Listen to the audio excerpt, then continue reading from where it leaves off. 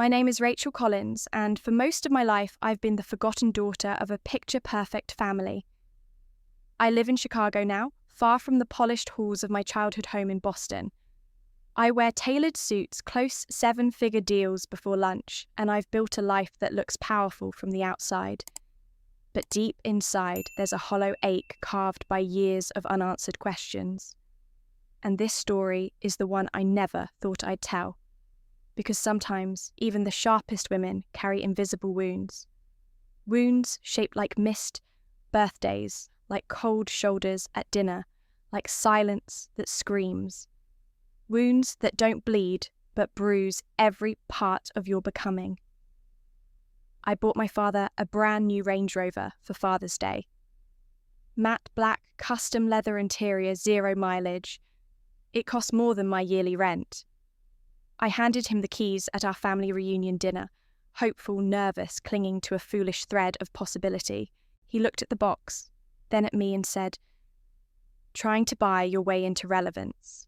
Now, Rachel." That was the moment I knew in my bones that something had always been off. Not just the coldness, not just the looks he reserved for me, different from the ones he gave my siblings. It wasn't a disappointment. It was rejection. On a level I hadn't dared name until that night. I'm Rachel Collins, 33 years old, vice president at a top investment firm in Chicago. Self-made, fearless, at least that's what the world sees. But that night at the Collins estate in Boston, I was just a daughter trying one last time to be seen by her father. Everyone in the Collins family plays their part. My brother Noah, the prodigal son. My sister Ava, the darling socialite. And me, the question mark. The one who moved too far, thought too loud, and refused to stay in line. I grew up in the same house, sat at the same dinner table, but it always felt like I was one layer removed, like I was living behind glass. From the outside, we were impeccable, a real estate mogul father, a mother who once lectured at Harvard, 3 beautiful children, a perfect house in Beacon Hill. But anyone looking close enough might have seen it the way my father never quite looked at me, the way my mother's hand would tighten on her wine glass whenever he spoke my name. I used to think I could earn his love. I brought home perfect grades. I won debate championships. I got into Brown. I turned down his offer to work for the family firm and started from scratch in finance. Built a career, brick by brick. I made Forbes' Zilbach 30 under 30 list when I was 29.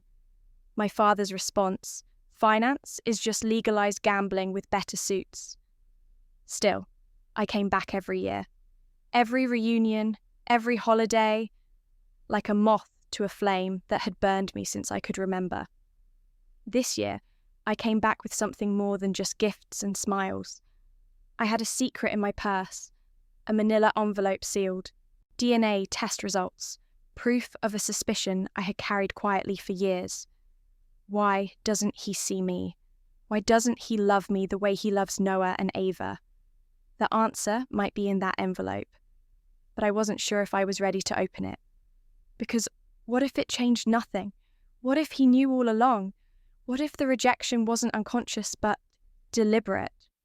Because I reminded him of something or someone he'd rather forget. I told myself this visit would be different. I bought a new navy dress, understated but sharp. Booked a suite instead of staying at the family's house. Practiced my smile in the mirror. I convinced myself the car would be a bridge, a signal, a peace offering too grand to ignore. But the thing about people who don't love you is that they can't be bought. Not with cars, not with titles, not even with years of quiet endurance. Before I tell you what happened that night, what broke, what exploded, what finally made sense after 3 decades of aching confusion, let me ask you something. Have you ever felt invisible in your own family, like a ghost at the dinner table? Have you ever twisted yourself into someone else's shape, just for a glance of approval that never came? If you have, stay with me, because this story isn't just about rejection, it's about reclaiming. My father is William Collins. If you've ever read a real estate headline in the Northeast, chances are his name was somewhere in the article. They call him the architect of Beacon Hill, not because he draws buildings, but because he owns most of them. Powerful, brilliant, endlessly admired by men in boardrooms and magazines that mistake financial dominance for virtue. At home, his presence is colder than the marble foyers he so loves. His love language is silence. His approval a ghost you chase but never touch. He doesn't yell. He doesn't need to. A raised brow from William Collins can undo you faster than 1,000 words. My mother Evelyn is the kind of woman who wears pearls to breakfast and once taught literature at Harvard. On paper, she's gentle, measured. But the truth is, she's been so edited by my father's expectations, so carefully reshaped by the life they built together, that she forgot how to speak her own thoughts, unless they passed through his filter first. When I was 10, I wrote a poem that won an award statewide. I came home with the certificate beaming, expecting maybe a spark of pride. My father glanced at it and said, "Let's hope you grow out of this emotional nonsense." My mother. She pressed her lips into a smile that didn't touch her eyes and told me to go wash up for dinner. That was the first time I understood what it meant to be dismissed without being told. My brother Noah is the golden child. Tall, charming, devastatingly confident. He was born to inherit. He didn't ask for that role, but he wears it like a custom suit tailored to fit. Our father looks at him like legacy incarnate. Noah was captain of the rowing team valedictorian and now managing partner at the Collins family firm. Every time he enters a room, my father's face softens just slightly, like clouds parting for sunlight.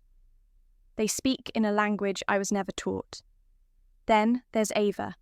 Ava with her wide smile and soft voice. The family's social diplomat. She never pushes, never disagrees, always knows what to wear, when to laugh, when to lower her eyes just enough to seem gracious but not weak. She and mother are a mirror image, elegant, composed, always safe. When I was 14, I overheard one of my father's colleagues say I was a backup engine. He laughed.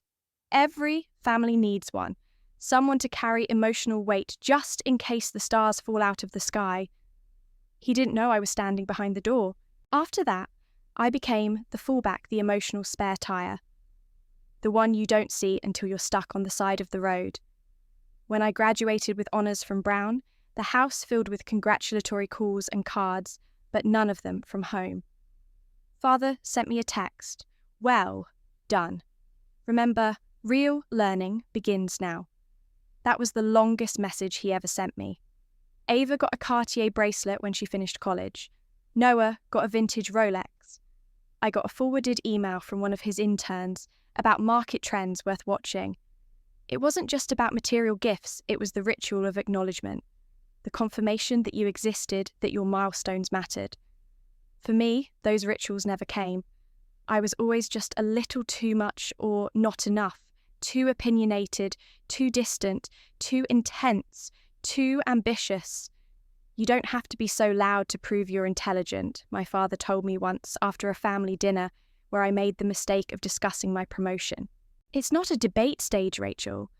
When I told him I was moving to Chicago to work in finance, he said, so you're taking the mercenary route. Fitting. My mother didn't say anything, just reached for her wine glass and took a sip like she was swallowing the discomfort.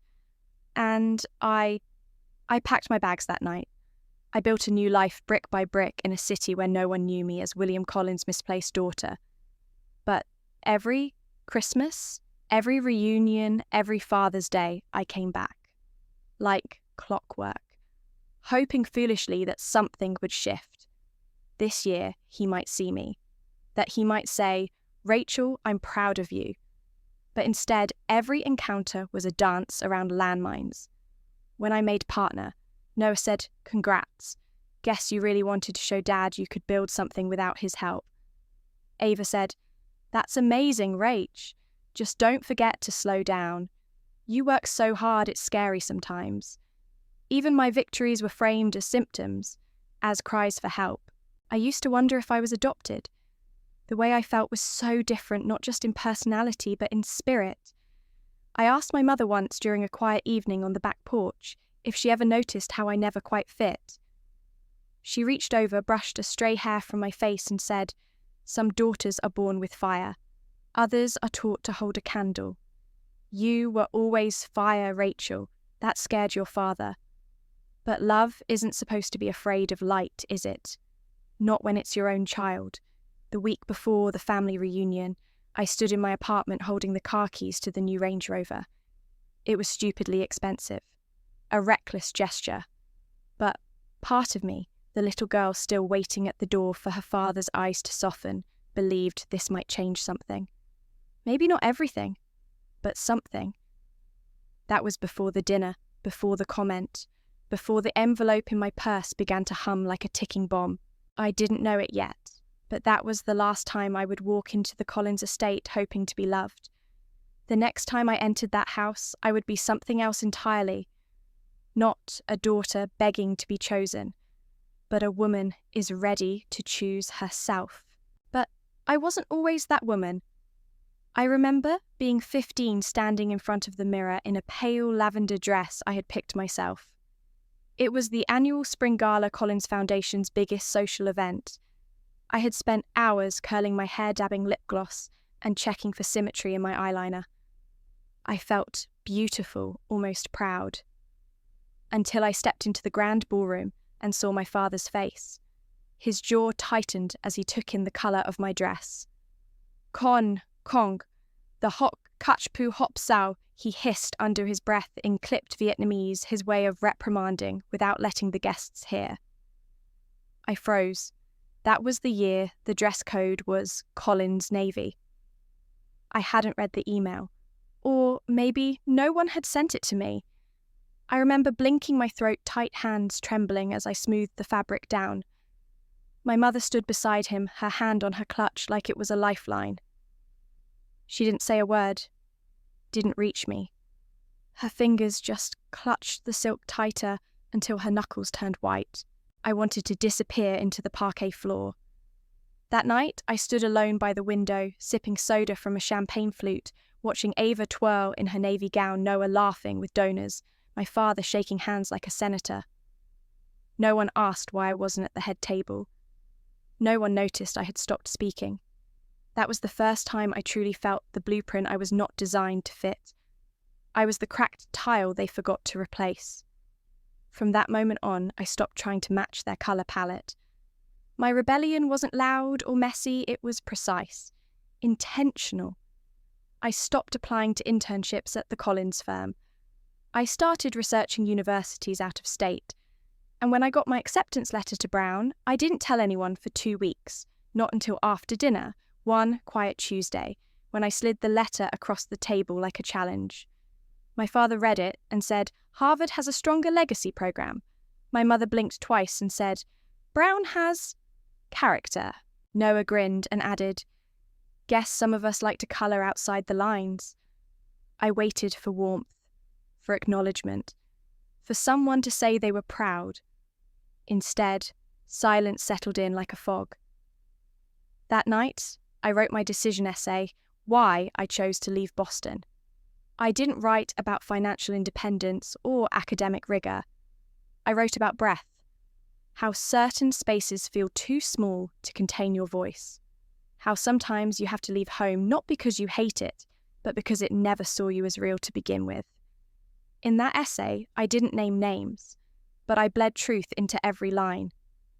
And when I boarded the train to Providence that fall, I felt like I was peeling off a version of myself that had never belonged. In college, I bloomed in strange soil, no family dinners, no glares across the table, just freedom. I dyed my hair, I joined the debate. I danced barefoot at midnight with friends who didn't care if my last name sounded like money, but every holiday break pulled me back, and every return reminded me of the distance I had built. My room at home stayed the same, untouched like a museum, except for the way it shrank. Ava's room got remodelled. Noah's was turned into an office/shrine. Mine remained beige, the bedding stiff from disuse. Once I asked my mother why. She said, "Your father doesn't like too many changes." And I realised she wasn't talking about decor. She was talking about me. That year, I got a scholarship for an international finance program. My professor called it exceptional. My father called it a distraction from real work. I didn't respond. I just packed my passport and left for 6 months. When I came back, I was leaner, louder, and less patient. And they noticed. Not with praise, but with caution. Like I was something unstable, a glass about to tip. I wasn't rebellious, I was radioactive. But still, I kept coming back. Because children don't outgrow their need to be loved. They just learn to hide it better. I wore sharper heels. I spoke less. I studied their cues like a foreign language. And still, it wasn't enough. Because the truth I hadn't yet faced, what I was still too afraid to name, wasn't that I was unlovable. It was that maybe I didn't come from the same place they did. And that thought, that whisper of a possibility, it would fester in silence for years, until one day it would demand to be heard. I was 30 when it knocked on the door, disguised as a routine. I'd gone in for a genetic test, nothing dramatic, just a consult for a recurring medication allergy. The doctor suggested a simple panel to assess my metabolism, drug reactions, and ancestry markers. I didn't think twice. I'd done far more invasive things for less useful data. A week later, the results came in. Your heritage shows mixed Northern European and African American markers, the email read. I blinked, then reread. Again, and again. I sat at my desk in my corner office on the 42nd floor, the city glittering beyond the glass. And suddenly, none of it meant anything. I forwarded the file to a friend who worked in a genomics lab, asking her to double-check. She called me an hour later. "Rach, this test doesn't match the profile of your family's background. At all. Are you sure this wasn't mislabeled?" I wasn't. But I was. That whisper had never fully gone away. It had just been buried under promotions, spreadsheets, networking galas, and a closet of $1,000 shoes. That night, I stood in front of the mirror wrapped in a silk robe, barefaced, no armour. The woman staring back looked tired. Sharp, yes. Accomplished, yes. But there was a hollowness in her eyes like a mansion that had never been made into a home. I whispered, "What else do you need to do to be worthy?" I didn't have an answer. So I poured a glass of wine, sat on the floor, and pulled out an old photo album my mother had made for my 18th birthday. I flipped through the pictures, me as a baby me at preschool, my siblings' birthdays, school trips, holidays. But there was something that kept tugging at me the edges. In every photo, I was slightly apart, angled just off-centre. My hair is darker, my smile is more cautious. I found a photo from my 4th birthday. Everyone was in blue. I was in red. A week later, I flew home under the pretense of visiting for the quarterly board meeting. What I really needed was a hairbrush. My father had a drawer in his study filled with old combs, cufflinks and monogrammed nonsense. One evening, while he and Noah were at the club, and my mother was on a Zoom book club call, I slipped into the study and opened the drawer. There it was, his old wooden-handled brush, still with strands of silver stuck between the bristles. I plucked a few, sealed them in a plastic bag, and slipped them into my tote. My heart was calm. Too calm. Like I had already accepted what I knew the test would confirm. Back in Chicago, I mailed both samples, his and mine, to the same lab. I paid for rush results. I told no one. I didn't even tell my therapist. I spent the next 3 days pretending to care about market volatility, hosting client dinners, and smiling through champagne toasts. And then the email came. The 2 samples do not show a biological parent-child relationship.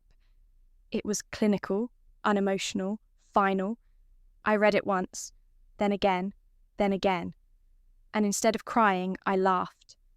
a sharp, short laugh that sounded more like a cracking glass. Because it made sense. Every look, every silence, every moment I thought I was the problem. I wasn't the problem, I just wasn't his. For a second, I wanted to throw something, to scream, to drive to the Collins estate and set fire to every lie they'd wrapped around me. But then something steadier settled in clarity.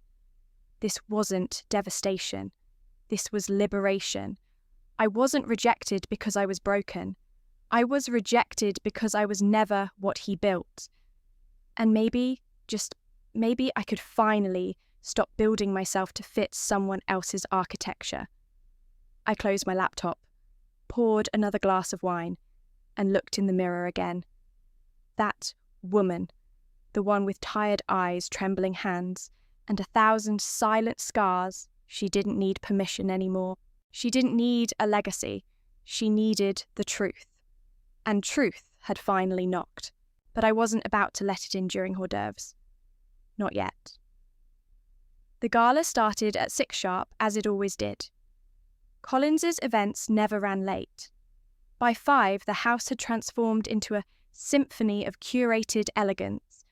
Valets lined the drive, gold-trimmed invitations fluttered like butterflies in manicured hands, and music, Bach always.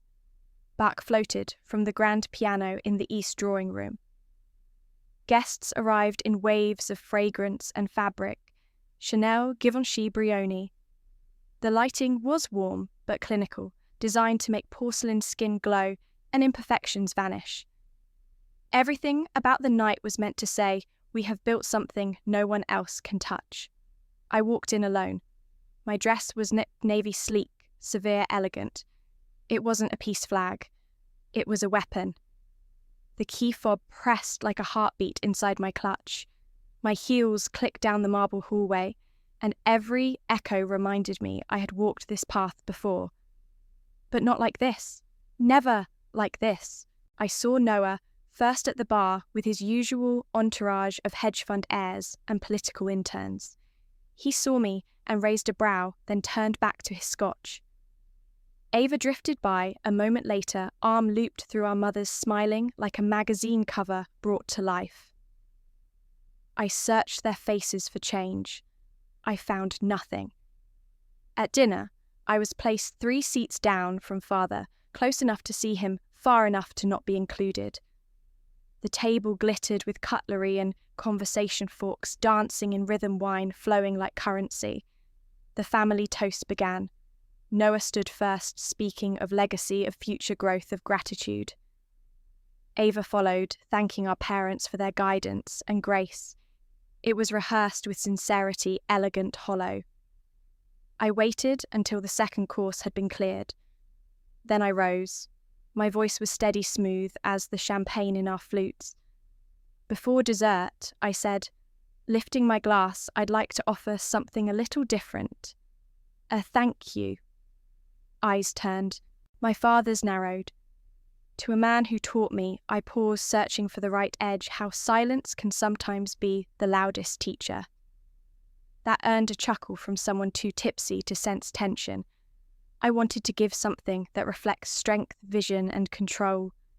I stepped forward, placed the box in front of my father. A Father's Day gift, a small token. He opened it. The key fob glimmered. A pause. Then the words, "No one needs a woman trying to compensate with money, especially not one who spent her life outside this family, pretending she belongs." It was calculated, razor sharp, and it landed exactly where he wanted, in my ribs. The room held its breath.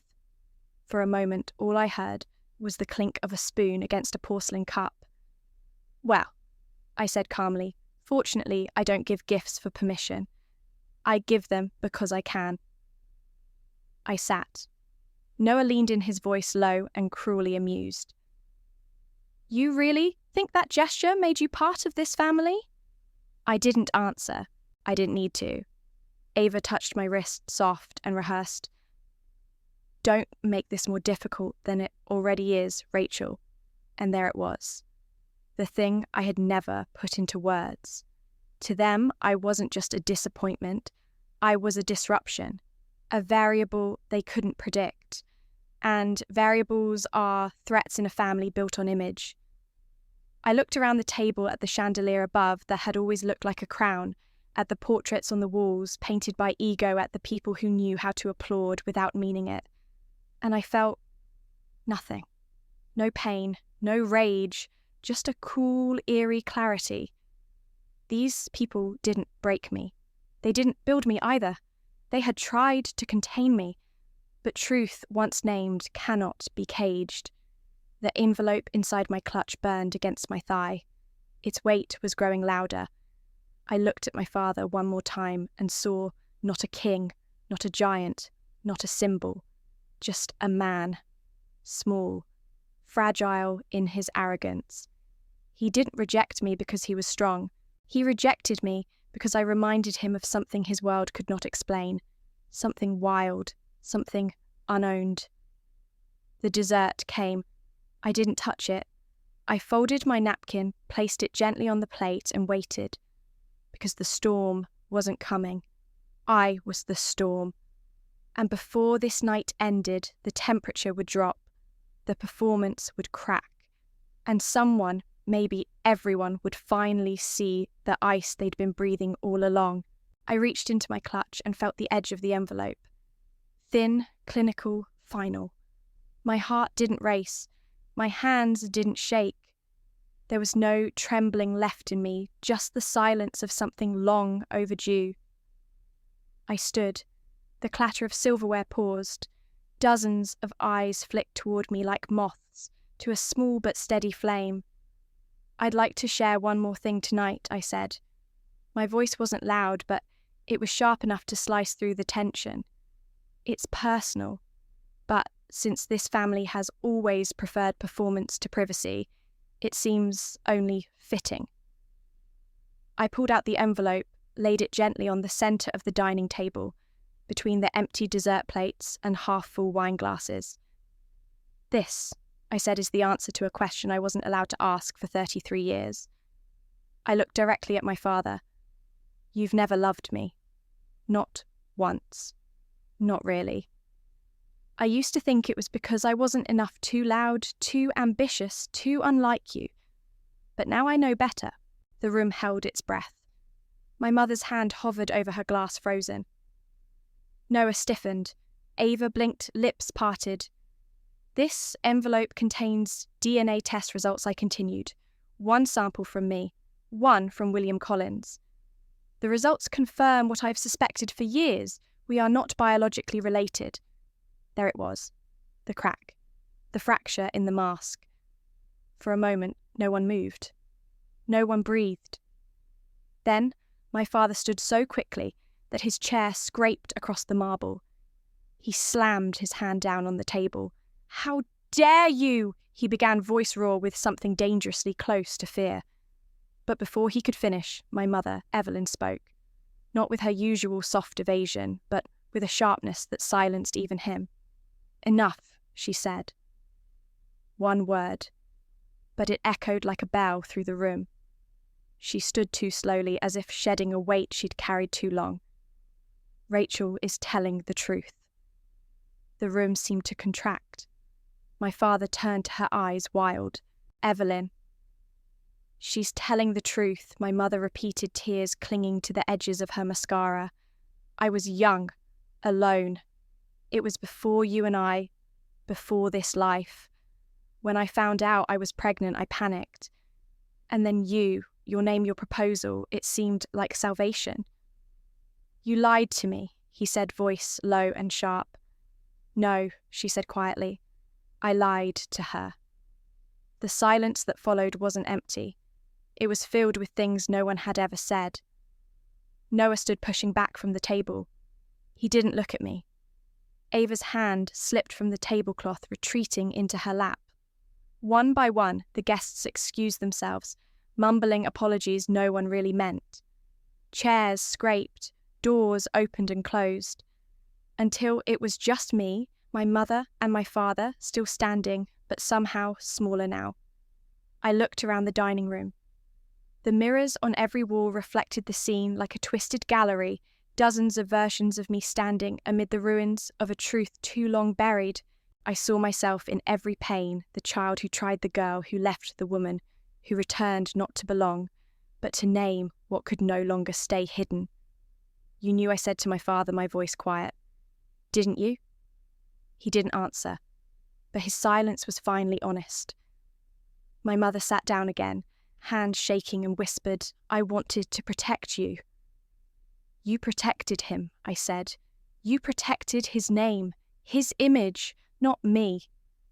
I turned, walked to the edge of the room, and paused at the mirror by the door. My reflection stared back, older, harder, clearer. This wasn't the end. This was the unravelling. And in the unravelling, I wasn't breaking. I was being rewritten. I left them there in that frozen room of glass and silence and legacy, let them stay trapped in the story they built. I was done performing. I was done performing. That night, I walked the streets of Boston without a destination. My heels clicked over cobblestones like punctuation marks in a sentence I no longer cared to finish. The city lights blurred into a mosaic of gold and shadow. People passed me, laughing, arguing, kissing, living lives untouched by betrayal. I envied them, not because their lives were easier, but because they didn't carry their father's rejection like a birthmark. I checked into the kind of hotel no one from the Collins Circle would ever step foot in. The kind with flickering hallway lights, a humming vending machine by the elevator, and front desk clerks who didn't ask for your last name, just a credit card. My room smelled faintly of bleach and something older, like dreams long expired. I welcomed it. The anonymity, the mediocrity. It felt clean in a way perfection never did. I didn't turn on the TV. I didn't open my suitcase. I sat on the bed shoes, still on coat, still buttoned, and stared at the peeling paint on the ceiling. My body ached, but not from exhaustion. It ached from shedding a skin I hadn't realised I was still wearing. For 2 days, I barely moved. I ate crackers from the vending machine, drank tepid water from the bathroom tap, slept in fits waking from dreams where I was still 5, still waiting for my father to lift me into his arms, to call me pumpkin like he did Ava. But in the dreams, his arms never opened, and I woke each time with the same question pressing against my ribs. If I was never really his daughter, then who am I on the 3rd morning? My phone buzzed. A message from my mother. 4 words I need to talk. I ignored it. An hour later, another please. Just once. I stared at the screen for a long time. Then I replied, 1 hour. Public place. No performance. We met at a little cafe in Cambridge, the kind with chipped mugs and wooden chairs that wobble slightly where the barista calls you hon whether you're 12 or 60. I chose it because it was the opposite of our family aesthetic. It didn't care who you were. It just served coffee. She arrived on time, of course. My mother had always been punctual. She wore beige slacks, a camel coat, and a string of pearls like armour. Her lipstick was precise, but her hands trembled as she folded them in her lap. "You look tired," she said softly. "I am." A pause. "Then you were right." I said nothing. I was 20 when I met him. Marcus. He was everything your father isn't. Warm, curious, gentle. He sketched buildings on napkins, told stories with his hands. He made me feel seen. Her voice cracked, but she didn't stop. When I found out I was pregnant, I was terrified. My parents were furious. A black man, Evelyn, in our family. It wasn't just scandalous. It was war. She reached for her tea, her hand shaking. They sent him away. Paid him to leave.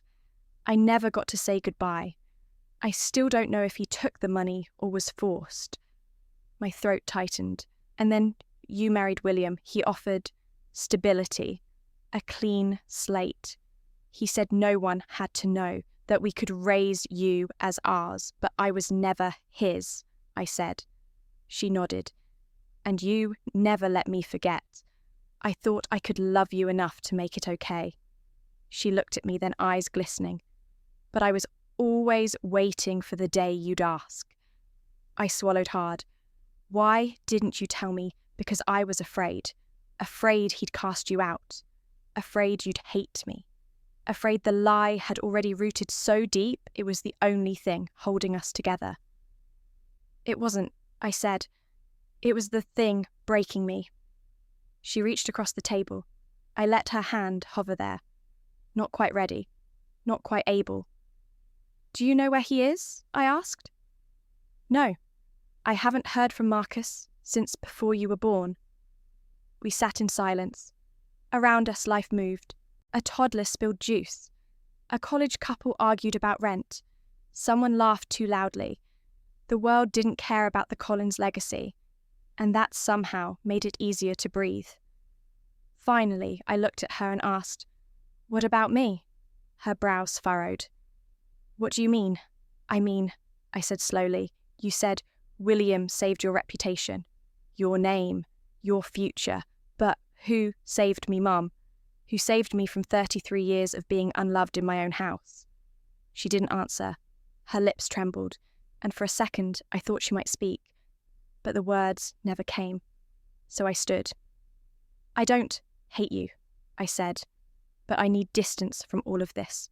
From you, from him, from the story you kept me in." She nodded, tears spilling freely now. "I understand." I stepped outside into the cold, and for the first time in days I looked up. The sky was a dull January grey, but it felt wider than it had in years. I walked without a destination again, but this time it wasn't an escape. It was a movement, and in movement there was healing. Maybe not today, maybe not soon, but I had started. The next step came quietly, almost reluctantly. I wasn't ready to find him, not fully, but something inside me was. That same whisper that had once asked, "What if you don't belong here?" was now asking, "What if there's more?" I started with my mother's old journals, letters buried in storage boxes she hadn't touched in decades. One yellowed envelope bore his name in delicate handwriting, Marcus Thomas Ellis. My fingers shook as I typed it into the search bar. The internet is merciless. It gave me everything. An old university article, a wedding announcement, a retirement notice. Thomas Ellis, former architect, now living in Santa Rosa, California. Married. 2 children, grandchildren. I stared at his photo on the firm's alumni page. He had my eyes. That haunted me for days. I booked a flight without telling anyone. California greeted me with sun and eucalyptus. I stayed in a quiet Airbnb near the coast, where the wind sounded like old songs and everything smelled like sea salt and closure. I didn't call him right away. I walked the boardwalk, watched old couples share fish and chips, and watched kids scream and giggle with unfiltered joy. All around me, families existed without pretense, without legacy, just love. On the third morning, I dialed the number from the alumni directory. My voice nearly cracked when I asked, "Is this Thomas Ellis?" A pause. Then, speaking. "My name is Rachel. I believe you knew my mother, Evelyn." Another pause, longer. Then a breath like memory had just punched through his chest. "Rachel." We agreed to meet the next day at a cafe near his home. I arrived first. Choose a table in the back near the window. I wore simple clothes. No makeup, no mask, just me. When he walked in, I recognized him instantly. His hair was mostly grey, his shoulders slightly slumped, but he moved with a quiet dignity. He looked around, then saw me and froze. For a moment he didn't move. Then he came forward slowly, almost reverently. "Rachel?" he asked, like my name was both a question and a prayer. I nodded. We sat. For a while, neither of us spoke. He studied me like he was memorizing something lost. Then, finally, he said, "You look just like her. But your eyes, they're mine." I smiled faintly. "So, I've been told." He swallowed hard. "I didn't know. I swear to you. They never told me. I believe you, I said. She told me recently. Everything. He looked down at his hands, ashamed. If I'd known... God, Rachel, I would have fought. I would have come for you. You couldn't have, I said gently. They made sure of that. A long silence. Then, in a voice barely above a whisper, he said, I don't know if I deserve to be your father. I shook my head. I'm not here for a father. He looked up. Then why? I just wanted to know, I said. If there was ever a moment, even just one, when I was wanted, when I was loved, even if it didn't last. His eyes filled. There was, Rachel. There was. He reached into his pocket and pulled out a crumpled photograph. It was faded, the colours muted by time. A young woman with dark hair sitting in a sun-drenched field. Pregnant, laughing. She sent me this, before everything fell apart. I carried it for years. She looked so happy. I used to wonder, was that mine? My throat tightened. It was. He exhaled as if 30 years of guilt had just slipped from his lungs. Thank you for coming, he said. Thank you for letting me see you. We talked for an hour, maybe more, about architecture, about books, about silence. I didn't ask about his family. I didn't need to know. I had come for a single truth, and I had found it. When we stood to leave, he asked, Will I see you again? I smiled softly. Maybe, maybe not. But now, I know. We hugged, briefly, gently, like a memory being honoured. And as I walked away, I felt lighter, not whole, not healed, but known. And sometimes that's enough. The return to Chicago felt surreal, like stepping out of a storm only to find your home has been rearranged while you were gone. My apartment looked the same, my schedule picked up where I left off. But something in me had shifted. I wasn't sure yet if it was strength or just exhaustion. Then the letter arrived. Delivered not by email, not by a casual phone call, but by a legal courier in a pressed suit who asked me to sign on a digital pad like he was handing me groceries. Inside was a single sheet of paper on heavy stock embossed with the Collins family crest, an emblem I once found comforting, now laughably hollow. The language was cold, legal, calculated. Effective immediately, you are to cease and desist any public or private association with the Collins family legacy assets or properties. Any claim made to the Collins name may result in legal recourse for defamation or asset misrepresentation. No salutation, no signature from my father, just the initials of his attorneys. It wasn't just erasure, it was exile. I placed the letter on the kitchen counter and stared at it. I didn't cry, didn't scream. The part of me that would have begged for understanding was gone. What remained was something steadier, like steel tempered in fire. The next day, the voicemail came. Noah's voice was clipped, brisk, coated in performative calm. Rach, you had your moment, but it's time to be realistic. This isn't going to change anything. You're not part of the will. You're not part of the firm. You're not part of the family, at least not by any legal standard. Walk away clean, all right? Don't embarrass yourself. Walk away clean, like I had spilled something on their pristine floor. Like my existence was a blemish on their curated legacy. As if they hadn't spent years pretending I wasn't there, now simply formalizing the fiction. I replayed the message once, then deleted it. The silence afterward felt holy. But it didn't last. At 11:42 p.m. the phone rang again. Ava. I almost didn't answer.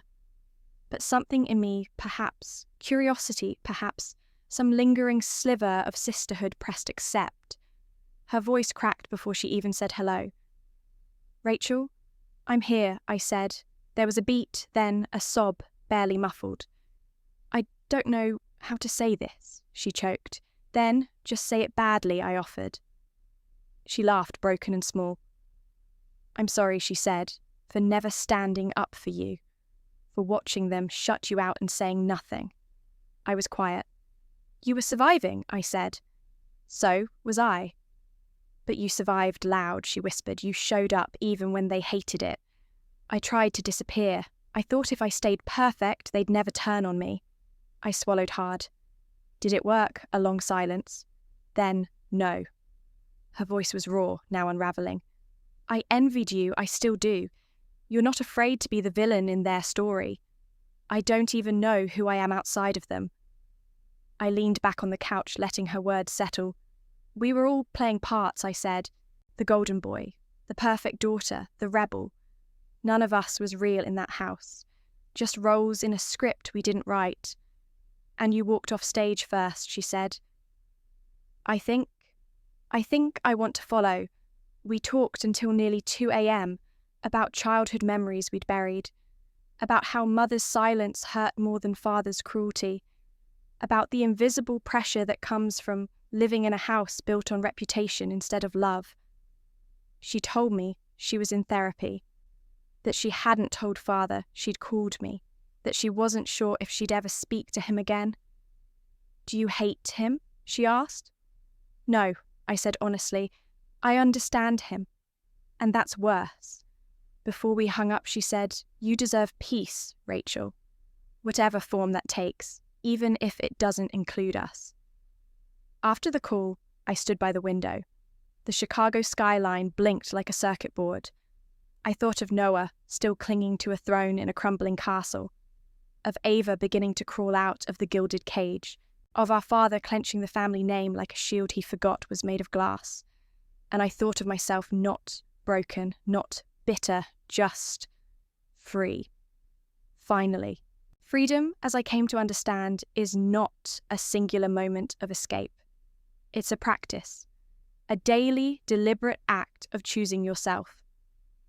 I began therapy the week I returned to Chicago. My therapist's office was painted in soft earth tones, with shelves full of books and a single potted plant that had seen better days. It wasn't fancy, it was real. Like her. She didn't try to fix me. She didn't nod in performative sympathy. She asked questions, heavy ones. What would it feel like to stop performing for love? If you never received another ounce of validation, could you still stand? At first, I danced around them with clever answers and practiced resilience.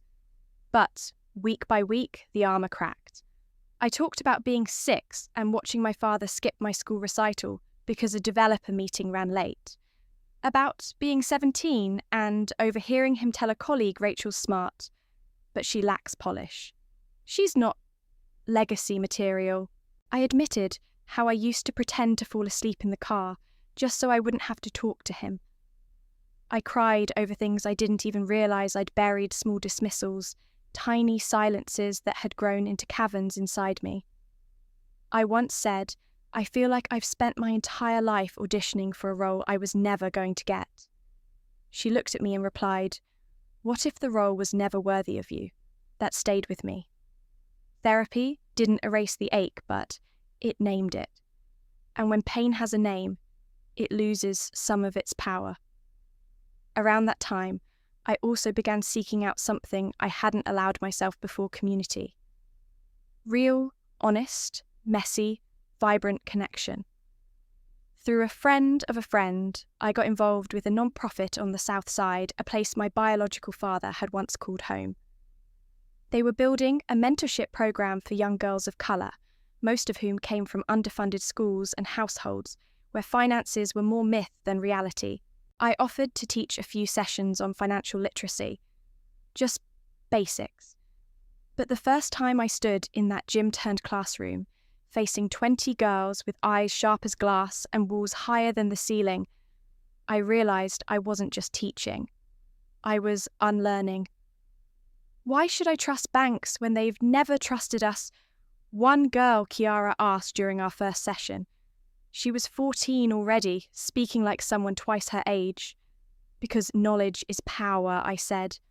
And no one gets to keep that power from you. We talked budgets, credit, investing, negotiation. But more importantly, we talked about worth, not in dollars, but in dignity. How many of you have been told you're too loud, I once asked, Nearly every hand went up. "Good," I said. "That means you've been heard. Now, let's make sure you're understood." After class, one of the girls lingered. "Tasha." Fierce, guarded, brilliant. "Why are you really here?" she asked, arms crossed. "You look like you've already made it." I crouched to her level and replied, "Because for most of my life, I thought making it meant being accepted by people who didn't want me. Now I know it means choosing myself and helping you choose yourself too." Her stare softened. "Just a little. You don't talk like rich people." "That's because I finally stopped trying to sound like them," I said. Every session healed something in me. Every question they asked, raw, challenging, brought me closer to the woman I'd always tried to become. Not perfect, not polished, just true. One day, while cleaning out old folders, I stumbled across my name in an article Collins Heiress Makes Forbes list. I read the headline, then deleted it. I didn't need that label anymore. I had written a new one, Rachel Ellis, financial educator, speaker, mentor, survivor. I went home that night, sat by my window and wrote in my journal, "I don't need the Collins name to prove my worth." I never did. I just needed someone to remind me, and finally, that someone is me. The next morning, I opened my inbox to find a short, unexpected message from Ava. Subject line, Thanksgiving. The body was simple. "Dinner at my place this year. No traditions, no expectations. Just real food and real conversation. Come if you want. I'd love to have you." No flowery language, no emotional bait, just an offering. And for the first time in years, I felt like someone was inviting me not out of obligation, but out of choice. I didn't answer immediately. I let it sit there like an unopened letter from an old friend. But that night, while stirring tea in my kitchen, I hit reply. 3 words, "I'll be there." Thanksgiving Day arrived cold and grey, the kind of day that used to feel suffocating in Boston, where expectation and appearance took up more room than any holiday cheer. I chose a soft navy sweater, black trousers and a modest coat. No makeup, just lip balm. Just me. I brought a bottle of wine and a pumpkin pie. My crust uneven, my filling slightly overcooked. It was imperfect. It was mine. Ava's brownstone smelled like cinnamon and butter, the kind of warmth that doesn't come from decor, but from intention. She opened the door barefoot, an apron dusted with flour wrapped around her waist. "You came," she said almost in disbelief. "I said I would." We hugged this time longer than we ever had before. Her apartment was cozy, not the sterile perfection of our childhood estate. There were knickknacks from flea markets, a vase filled with sunflowers even though they were out of season, a slightly chipped mug that read, "Choose joy." The dining table was set for 4. I paused, expecting company. I asked. I wasn't sure she replied. Old habits, I guess. Evelyn stood in the kitchen stirring something on the stove. Her hair was pinned up loosely, and for the first time she looked her age and beautiful in it. When she saw me, she didn't smile with that tight, performative grace. She opened her arms. I walked into them. "Hi, Mum." "Hi, sweetheart." We stood there for a moment, the years between us falling away like dust. "You look happy," she said. "You look real." "So do you." She laughed, wiped a tear. I left him. My breath caught. You watch your father and he doesn't know how to see people. Only shapes, status, reflections of himself. I stopped being a person to him decades ago, but you reminded me what it looks like to reclaim a self. So I walked out. I didn't know whether to cheer or cry. Instead, I reached for her hand. "I'm proud of you." We cooked together.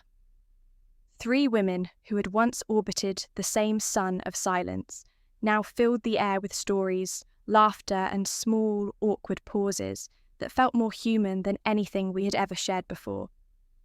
The turkey was slightly dry. The stuffing is too salty. The pie overbaked. It was the best Thanksgiving meal I'd ever had. we poured wine and sat at the table.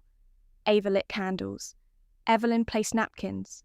There was no head of the table, no monologue from a man who thought he was the universe. Just us. Midway through the meal, I quietly got up, walked to the entryway, and brought out an extra chair. I set it at the table without explanation. Ava glanced over. "Is that for him?" I shook my head. "No." "It's for her," Evelyn asked. I took a breath. For the version of me who sat at every Collins dinner in silence, wondering what she'd done wrong. For the girl who smiled through gritted teeth, who dressed carefully, who waited for crumbs of approval that never came. She deserves to be here, to eat, to laugh, to know she made it. They said nothing. They didn't need to. The chair remained empty, but its presence filled something in me. As the evening went on, we shared memories not of the estate or the name, but of tiny rebellions like Ava sneaking cookies to me after Father took away dessert, or Mom reading poetry in the dark while we all pretended to sleep. And somehow, in those fragments, I saw us not as roles, but as women learning how to exist. Not for anyone else, but for ourselves. As we cleared the dishes, Evelyn touched my shoulder. "Rachel," she said, "I know I've said it before, but thank you. You didn't just walk away from that house. You cracked it open. You let the light in." I looked at her, my mother, not just in blood, but now finally in truth. And now I said we can build something better, even if it's just one meal at a time. A few days later, I drove back to Beacon Hill. Not for reconciliation, not for nostalgia, but for something harder to name. The air was sharp with late autumn chill. Trees along the sidewalks had already shed their golden leaves, the branches skeletal against the grey sky. It was the kind of cold that seeped under your coat, the kind I once mistook for elegance. I parked across the street from the old house. The Collins estate still stood immaculate, every shrub manicured, every light fixture polished, every floor hidden behind centuries-old brick and pride. But something was different. Maybe it was the silence. Maybe it was that I was seeing it not with yearning, but with clarity. I didn't get out of the car. I just sat and watched as if observing a museum exhibit of a life I no longer lived. The curtains were closed, the windows too clean. There was no sign of joy, no sound of life. It looked like what it had always been, a stage. A castle built not for warmth, but for reputation, for control. I imagined my father still pacing those halls, still clutching his name like armour, still polishing the family crest like it could erase the cracks in our foundation. I imagined him sitting in that high-back leather chair in his study where I had once stood, shaking at 13 years old for daring to challenge his opinion on a book report. Where my wins were minimised and my pain ignored. "You were always too emotional," he said back then.